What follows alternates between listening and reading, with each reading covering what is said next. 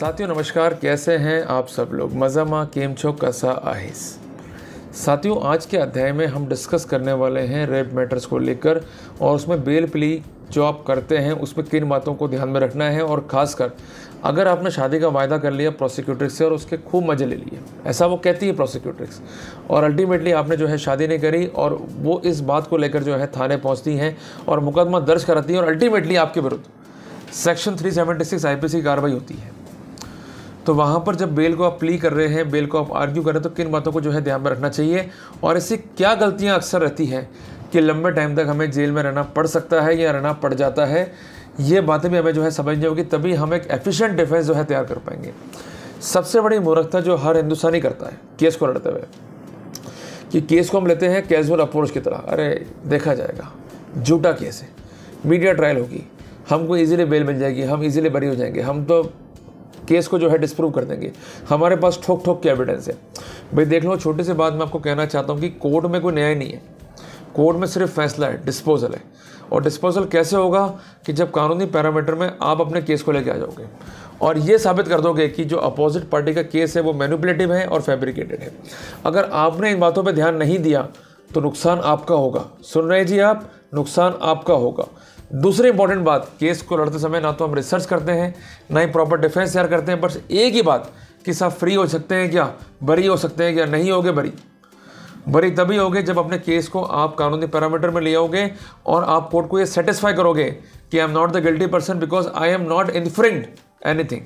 किसी के इमोशन से खेलो कोई तकलीफ नहीं है, पर कानूनी प्रक्रिया से खिलवाड़ किया या कानून का आपने वायलेशन किया तो आपको परिणाम भुगतने होंगे।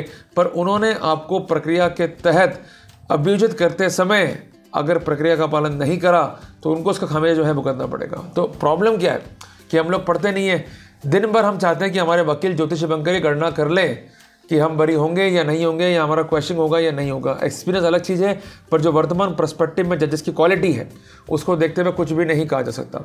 सब कुछ डिपेंड है आपकी मेहनत पे, आपके आर्गूमेंट्स पे और उसके बाद जज के निर्णय पे। तो साथियों आपको मेहनत करना नहीं छोड़नी है, मेहनत करनी पड़ेगी, पर उसके साथ साथ आपको 3 काम जरूर करने हैं। प्रॉपर ब्रीफ तैयार करो, प्रॉपर रिसर्च करो और प्रॉपर आर्ग्यू करो, तभी जो है सफलता मिलेगी, अदरवाइज सफलता हमको नहीं मिलने वाली है। साथियों उसी कड़ी में जो मैंने आपको कहा कि रेप केस को अगर आप आर्ग्यू कर रहे हो, रेप केस में बेल को आर्ग्यू कर रहे हो, तो किन बातों को ध्यान में रखना है ये हमें समझना होगा। और मैंने आज का जो वीडियो तैयार किया है वो तैयार करा है from the angle of defence, और इसमें डिफेंस के एंगल से इसे तैयार करा है मैंने कि जो भी जजमेंट है उसमें कोर्ट ने कुछ बातों को ऐसा लिखा जो डिफेंस को जो है पक्षधर कर रही है। साथियों हम गलत नहीं है, गलत बनाकर प्रोजेक्ट किए जाते हैं और अल्टीमेटली मीडिया ट्रायल और आसपास के लोग हमारी इतनी बदनामी करते हैं कि हमको लगता है कि सबसे बड़े अपराधी हम इस देश में हम ही हैं। बट इन रियल जरा सोचो, क्या प्यार करना गुनाह है? क्या सेक्स करना गुनाह है? अगर है तो फिर लिख दिया जाए सारी किताबों में कि a person would have no right to do this sex. Sex करना आपका अधिकार है, बट सेक्स का नेचर क्या है? It should be a consensual sex, it should be with the consent as per the will. और सेक्शन 375 आईपीसी पढ़ोगे तो उसमें क्लियर कट है कि पैशनेट सेक्स है, सेक्स विद कंसेंट है, विद विल है, विदाउट एनी कॉशन है, तो it would not be a rape, it would be a consensual sex. और कंसेंचुअल सेक्स किसी भी रूप में रेप को कॉन्स्टिट्यूट नहीं करता है और किसी भी रूप में कंसर्न पर्सन को अभियुक्त नहीं किया जाता। पर इन्होंने क्या तरीका चेंज कर दिया अब कार्रवाई करने का। इनका कहना है कि साहब शादी का झूठा वादा करा और झूठा वादा करते हुए जो है रेप किया, तो वहाँ पर क्या होगा, बेल प्ली कैसे करोगे। तो साथियों इंपॉर्टेंट टॉपिक है, स्किप मत करना वीडियो को, पूरी बात समझनी है। तो साथियों शुरू करता हूँ आज का प्रेजेंटेशन। साथियों जजमेंट है दिल्ली हाई कोर्ट का। यहाँ पर पिटीशन जो है मूव हुई सेक्शन 439 सीआरपीसी में और जो मामला था वो था सेक्शन 376 आईपीसी के तहत। कोर्ट ने यहाँ पर डायरेक्ट कॉल करी और ये कंफर्म किया कि अक्यूज कस्टडी में है या नहीं है। तो ये कंफर्म हो गया कि अक्यूज जो है वो कस्टडी में। चार्जशीट जो है फाइल हो गई और सेक्शन 377 आईपीसी का इनिशियल चार्ज था और ये चार्जशीट के अंदर भी था, बट कोर्ट ने जो है पिटिशनर को डिस्चार्ज कर दिया। केवल सेक्शन 376 का जो है इस पर चार्ज है। कोर्ट ने जो है हियरिंग्स करी। अब यहाँ पर मेजर तर्क क्या रेज हुए? सबसे इंपॉर्टेंट तर्क क्या था कि दोनों पार्टियां जो है मेजर है, क्लासमेट है और लंबे टाइम से जो है रिलेशनशिप में। एफआईआर में जो है कंसिडरेबल डिले है और इंसिडेंट को जो है बाईपास करते हुए जो है दर्शाया गया है। सबसे इंपॉर्टेंट बात जो यहाँ पर रखी गई कि जो एलिज इंसिडेंट है ये है 21/1/2021 का और सीडीआर शो करती है कि on that day he was at his home in the Baljeet Nagar, west Patel Nagar, New Delhi. एक समय भी जो है उसका भी हवाला यहाँ पर दिया गया और ऑन कॉल था विद द प्रोसिक्यूटर्स। और उन्होंने ये भी पॉइंट आउट करा कि जो डिस्टेंस है कंसर्न पिटिशनर और जो प्रोसिक्यूटर से घर की वो है करीबन 3 किलोमीटर। तो ये पॉसिबल नहीं है कि वो घर पर रहता हुआ उस टाइम में जब ऑन कॉल है तो वहाँ पर जाके वो रेप जैसा ऑफेंस जो है वो कमिट कर दे। उनका ये भी कहना है कि जो MLC है या मेडिकल एग्जामिनेशन है उसमें वो एडमिट करती है कि उसके करीबन 2 साल से रिलेशनशिप रहे हैं विद द पिटिशनर।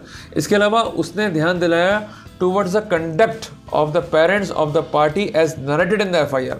उनका कहना है कि FIR जो रिकॉर्ड पर है उसके अनुसार जब ये सेकेंड इंसिडेंट हुआ मई 21 में तो वहाँ पर पेरेंट्स जो थे प्रोसिक्यूटर्स के वो मिले with the parents of petitioner. Letter जो है प्रॉमिस हुआ कि प्रोसिक्यूटर्स की मैरिज जो है विद पिटिशनर जो है कर दी जाएगी अगर जैसे ही ये लोग जो है अपनी स्टडीज़ जो है कंप्लीट कर लेते हैं, और इसके लिए एक अप्रोप्रिएट टाइम भी जो है वो तय हुआ। उनका ये भी कहना कि there is no allegation of physical assault during the said alleged incident and apart from that जो ओरल टेस्टिमनी है प्रोसिक्यूटर्स की कोई भी एविडेंस फाइल भी नहीं है अगेंस्ट द कंसर्न अक्यूज जो इसे क्राइम से जो है कनेक्ट कर सके। उनका ये भी कहना है कि जो बिहेवियर है प्रोसिक्यूटर्स का और उसकी मदर का वो सस्पेक्टेड है। They did not provide to the IO the phones they were having और using during the time of incident. और ये फ़ोन जो है इस केस की क्रूशियल एविडेंस है और ये फ़ोन जो है कनेक्ट करते हैं पिटिशनर और प्रोसिक्यूटर्स को कि इनके बीच जो है कंसेंचुअल रिलेशनशिप रहे। तो मैं आपसे क्या कह रहा हूँ कि एडवोकेट साहब केस को लेकर आए कंसेंचुअल रिलेशनशिप के पॉइंट ऑफ व्यू के ऊपर। उनका ये भी कहना कि जो मैं व्हाट्सएप चैट पेश कर रहा हूँ या फोटोज पेश कर रहा हूँ इट विल इंडिकेट दैट कि इनके बीच जो रिलेशनशिप है वो कंसेंचुअल है ना कि by the way of caution है। उनका ये भी कहना कि मियर ब्रीच ऑफ मैरी है तो ये रेप कॉन्स्टिट्यूट नहीं करेगा, ऐसा सुप्रीम कोर्ट ने कई मामलों में जो है हेल्ड किया है। तो वहाँ पर बेल का जो है बेनिफिट दिया जाए जिसका अपोज जो है कंसर्न पब्लिक प्रोसिक्यूटर ने करा।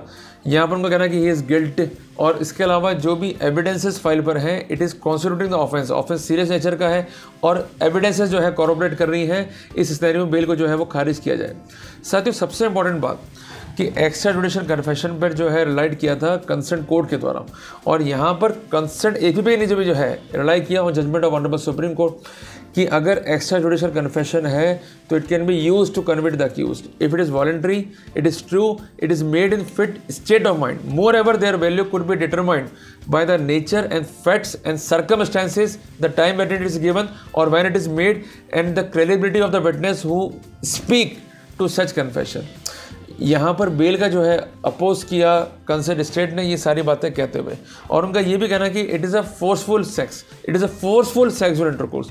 और सबसे इंपॉर्टेंट बात यह है कि यहाँ पर हमारी कंसर्न नहीं है, यहाँ पर ये जो हमारे साथ एड टू बाय उसमें अननेचुरल सेक्स भी जो है इन्वॉल्व है। उनका ये कहना है कि यहाँ पर चार्जेस जो है फ्रेम हुए, प्रिजम्पशन जो है 114A इंडियन एविडेंस एक्ट का अप्लाई होगा और यहाँ पर प्रिज्यूम करना होगा कि यहाँ पर कोई कंसर्न नहीं है। कोर्ट ने जो है सारी बातों को देखा, FIR को देखा, चार्जशीट को देखा, सबमिशंस को देखा। कोर्ट ने कुछ बातों को जो है कंक्लूड किया जो इंपॉर्टेंट है कि प्रोसिक्यूटर्स और जो कंसर्न पिटिशन है ये मेजर है जब ये इंसिडेंट हुए। सबसे इंपॉर्टेंट बात ये रोमांटिक रिलेशनशिप में है। सबसे इंपॉर्टेंट बात ये बात इनकी फैमिलीज को नोन है। प्रॉमिस टू मैरी अगर फॉल्स भी है, ब्रीच ऑफ प्रॉमिस भी है तो ये सेटल्ड है कि it will not bring the accuse with the parameter of rape. Court ने क्या स्पेसिफिक किया उस जजमेंट की लाइट में, the promise of marriage must have been a false promise given in bad faith with no intention of being married. False promise itself must be of immediate relevance और bear a direct nexus to the women's decision to engage in sexual act. पर लंबे time से अगर आप enjoy कर रहे हो तो वहाँ पर कंसेंट जो है इन्फर हो सकती है और ये कहना कि झूठा प्रॉमिस किया शादी का ये बात नहीं चलेगी। इमीडिएट डिसीजन होना चाहिए कि जो प्रिटेक्स्ट है या कॉन्टेक्स्ट है वो फॉल्स था और इसके कॉन्सिक्वेंस में मेरी कंसेंट जो है धोखे से ली गई है। और सबसे इंपॉर्टेंट बात कोर्ट ने लिखा कि इस स्टेज पर हम ये कंक्लूजन ड्रॉ नहीं कर सकते कि ये कंसेंट गुड फेथ में है या बैड फेथ में है, ये सब ट्रायल के इशू है। तो कोर्ट ने looking to the fact and circumstances accused को जो है बेल पर रिहा करने के आदेश दिए। तो साथियों है ना इंपॉर्टेंट जजमेंट। तो जब भी आप बेल प्ली रेस कर रहे हो तो सबसे पहले बात दोनों का एज कितनी है जब इंसिडेंट हुआ, इनके बाद रिलेशनशिप क्या रहे, इसके अलावा कुछ फोटोग्राफ्स होंगी, इसके अलावा अदर सिनेरियोज को आपको पेश करना है। You have to make out a case that it's a consensual sex rather than a rape. It should not be a unnatural sex, it should not be a forceful intercourse.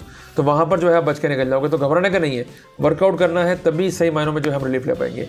साथियों judgement काफ़ी important है, इसको आप note down कीजिए। अगर आप परेशानी से गुजर रहे हैं तो जजमेंट जो है काफ़ी आपकी हेल्प कर सकता है।